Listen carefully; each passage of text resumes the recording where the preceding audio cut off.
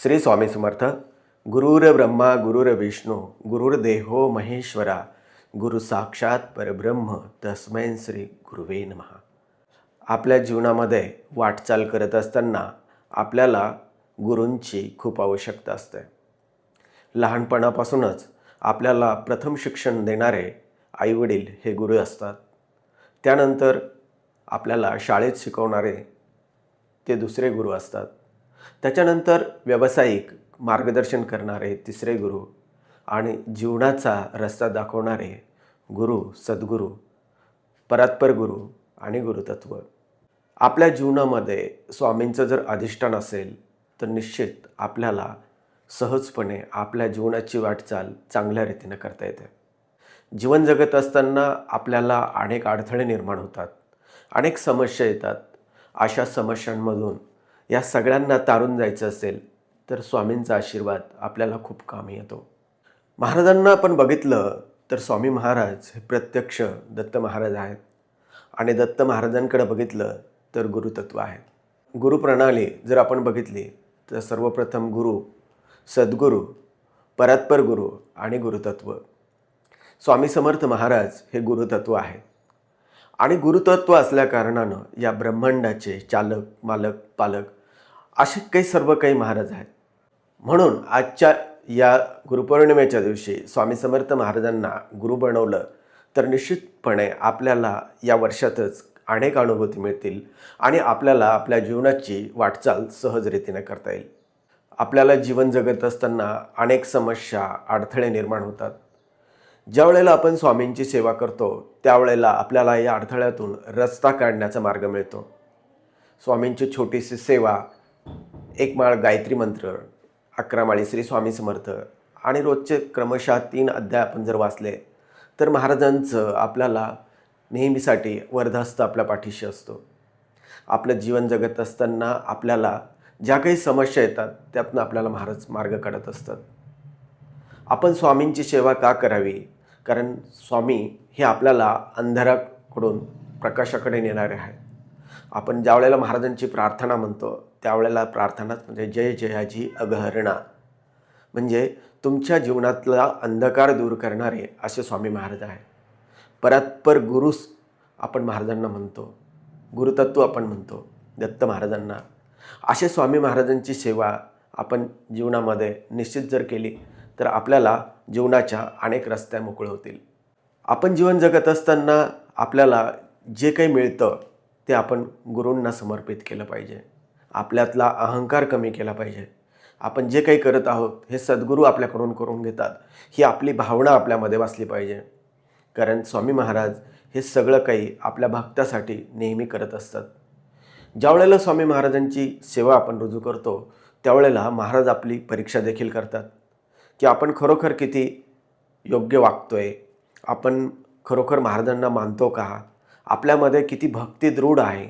म्हणून दत्त महाराजांनी देखील गुरुचरित्रामध्ये अनेक सेवेकऱ्यांच्या, अनेक भक्तांच्या अनेक परीक्षा बघितल्या. जे लोक त्यांच्या परीक्षामध्ये उतरले तेच लोकांना महाराजांनी खूप चांगल्या रीतीने पुढे नेलं.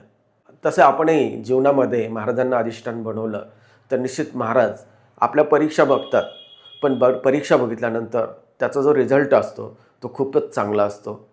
म्हणून आपण महाराजांच्या सेवेमध्ये नेहमी रत राहावं.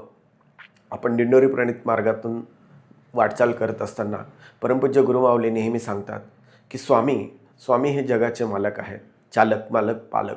असे या स्वामींची सेवा ज्या घरामध्ये रुजू होते त्या घरामध्ये निश्चित संकट येतील, पण त्या संकटातून रस्ता काढण्याचा मार्ग देखील स्वामी समर्थ महाराज करतात.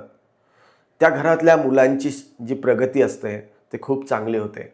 त्यांच्या अडचणी असतात त्या दूर होतात आणि त्या घरामध्ये येणारे आकस्मिक संकट, आकस्मिक अडचणी त्या प्रारब्धानुरूप येणारच असतात, पण त्यांच्यावरती मात करण्याची ताकद देखील स्वामी महाराज देतात.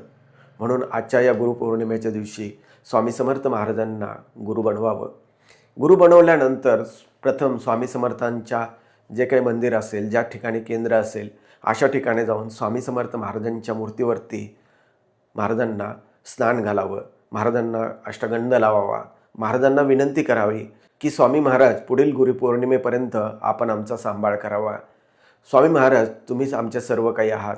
तुम्हीच माझे गुरु, बंधू, सखा, मित्र, सर्व काही तुम्हीच आहात. पुढील गुरुपौर्णिमेपर्यंत तुम्ही माझा सांभाळ करावा, माझ्या कुटुंबाचा सांभाळ करावा आणि मला योग्य असा रस्ता दाखवा. माझ्याकडून वेगवेगळ्या सेवा तुम्ही करून घ्या. लोकांशी चांगलं वागण्याची सद्बुद्धी मला द्या. तुम्ही बघा, असं ज्या वेळेला तुम्ही स्वामींना समर्पित करता, त्यावेळेला महाराज आपल्या जीवनामध्ये असणारा छोटा मोठा अंधकार दूर करण्याचे आपल्याला बुद्धी देत असतात. स्वामी महाराज आपल्याला जीवनात ज्या ज्या वेळेला अडथळे निर्माण होतात त्यावेळेला कसं बाहेर काढतात किंवा त्या भक्ताची कशी प्रगती करतात, त्याचं एक उदाहरण तुम्हाला सांगतो. की आम्ही मार्गात काम करत असताना आमच्यासोबत एक मुलगा होता, त्याचं नाव सचिन. आणि तो महाराजांची खूप सेवा करायचा. सेवा करत असताना एक दिवस त्याला सहज गुरुमाऊली म्हणाल्या, या साहेब या. सगळ्यांना अचानक अचंबा वाटला की साहेब म्हटल्यानंतर या व्यक्तीमध्ये गुरुमाऊलींनी काय बघितलं. माऊलींचे शब्द खरे झाले. 1-2 महिन्यातच तो MPSC परीक्षा पास झाला आणि तो मोठ्या पदावरती गेला. थोडक्यात सांगायचं तर आपण ज्यावेळेला गुरूंना सर्व काही समर्पित करतो, गुरूंच्या सानिध्यात आपण असतो, त्यावेळेला आपले गुरु जे काही आपल्यावरती येणारे संकट असतात किंवा ज्या काही आपल्या समस्या असतात, त्या समस्यातून आपल्याला बाहेर काढण्याचं काम नक्कीच आपले गुरु करत असतात. म्हणून जीवन जगत असताना आपल्याला गुरूंची आवश्यकता खूप आहे. लहानपणीसुद्धा आपले शिक्षक जर चांगले असतील तर आपण चांगल्या मार्काने पास होतो, आपल्याला चांगलं शिकलं जातं. पुढेही आपण ज्याही शिक्षणाला, आपण ज्याही संस्थेमध्ये ज्या ठिकाणी चांगलं शिकवलं जातं अशा ठिकाणी जर राहिलो तर आपली शैक्षणिक प्रगती होते. व्यावसायिकसुद्धा आपण चांगल्या लोकांच्या सहवासात आलो तर व्यवसायामध्ये सुद्धा आपण प्रगती करू शकतो. तर अशा पद्धतीनं आपल्या जीवनामध्ये तर आपल्याला सगळं काही करायचं आहे. आणि अशा वेळेला जर आपला गुरु हा परब्रह्म असेल तर आपण निश्चितच आपल्या जीवनाची नौका सहजरीतीने पार करू शकतो. आजकाल आपण बघतो अनेक जण खूप शिक्षण घेतात, पण त्या शिक्षणामध्ये त्यांना सर्वच काही मिळतं असं नाही. शिक्षण तर घेतात, विद्या विभूषण होतात, पण त्यांच्यावरती बऱ्याच वेळेला काही ठिकाणी संस्काराचा अभाव दिसून येतो. आणि हा जर संस्काराचा अभाव असेल तर तो जीवनाची नय्या पार करू शकत नाही. ज्या वेळेला संकटं येतात, ज्या वेळेला कठीण परिस्थिती होते, त्या संकटांना, त्या कठीण परिस्थितीला ते पेलवू शकत नाहीत. म्हणून आपल्याला अध्यात्माबरोबर विज्ञानाची जर जोड आपण लावली तर निश्चितपणे जीवनाचा रस्ता सहजपणे पार करता येईल. म्हणून आपल्या जीवन जगत असताना आपल्याला अध्यात्म आणि विज्ञान ह्या दोन्ही गोष्टी सोबत जर घेऊन चाललो तर आपल्या जीवनाची प्रगती सहजपणे होऊ शकते. स्वामी महाराजांनी अनेक शिष्य बनवले. यामध्ये पुण्याचे जंगली महाराज, शंकर महाराज, साईबाबा, गजानन महाराज, गुलाबबाबा असे अनेक शिष्य महाराजांनी बनवले. त्यांना आपल्या पद्धतीनं लोकांमध्ये जनजागृती करण्याची बुद्धी दिली, त्यांच्याकडून ते करून घेतलं. आज आपण बघतो आहोत की त्यांनी देखील समाजाचं खूप मोठं काम केलेलं आहे. समाजाला योग्य रस्ता दाखवण्याचं काम केलेलं आहे. त्यांच्या अडीअडचणीमध्ये त्यांना योग्य ते मार्गदर्शन केलेलं आहे.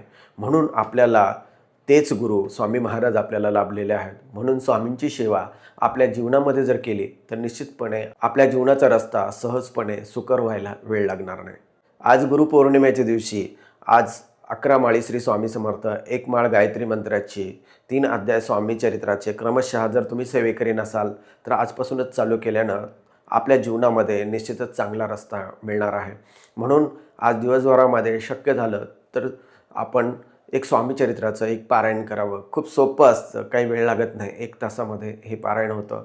आणि अशा पद्धतीनं आपण जर स्वामी महाराजांना आजच्या या गुरुपौर्णिमेच्या दिवशी जर आपण गुरु बनवलं तर निश्चितपणे आपल्या जीवनाचा रस्ता मोकळा होईल आणि आपण आपल्या जीवनामध्ये सहजपणे प्रगती करायला, आपले अडचणी, आपल्या ज्या समस्या आहेत त्या दूर होऊन आपल्याला योग्य रस्ता मिळणार आहे.